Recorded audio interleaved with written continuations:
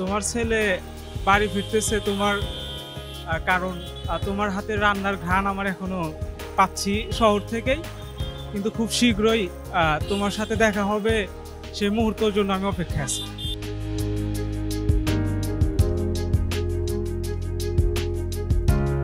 পুরো এক বছর পর পর ঈদেই ছুটি পেলে পরে যাই। আর যে যে ভিড়, গাড়ি জ্যাম রাস্তায়, এটা একটা কষ্ট না? গরমের ভিতরে প্রচুর কষ্ট, টিকিট পাওয়া যায় না, টিকিটের দাম বেশি, এটা একটা কষ্ট না?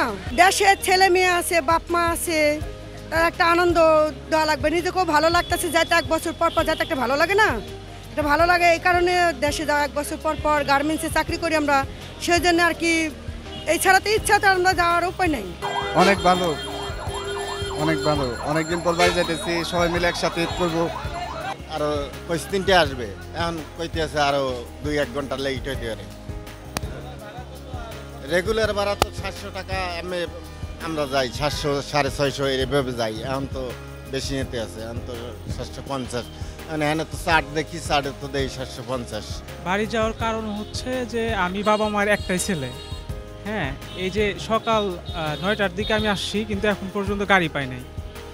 আম্মাকে ফোন দিলাম যে আম্মা আমি যাইতে পারবো না, তাহলে আমি বাসায় ফিরে যাই। তখন খালামণি ফোন দেওয়া বলতেছে যে না, তোমার আব্বু তো তোমার জন্য চেয়ে আছে।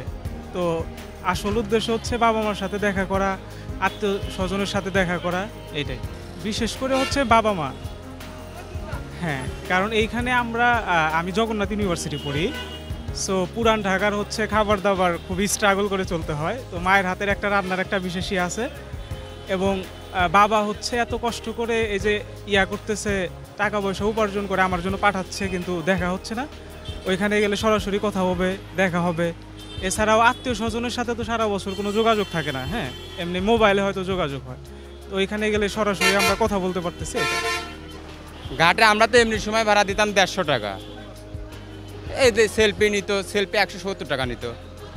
এখন নিচ্ছে তো মনে করেন এই যে বসুমতী যে গেলে আমার কাছে বললো 400 টাকা। যাই হোক, কিন্তু চালাচ্ছে তো এই রোডে, মানুষজন তো কোন রোড তা দেখে না।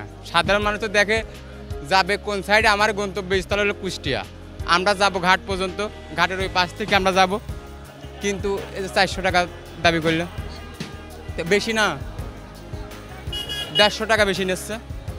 হ্যাঁ, ওই যে আপনার সামনে তো বললো 400 টাকা, আবার আপনাদের দেখি আবার কথা আপনি কয়জন। প্রতিটা মানুষের ঈদের একটা আনন্দ, একটা উল্লাস থাকে, অনুভূতি থাকে।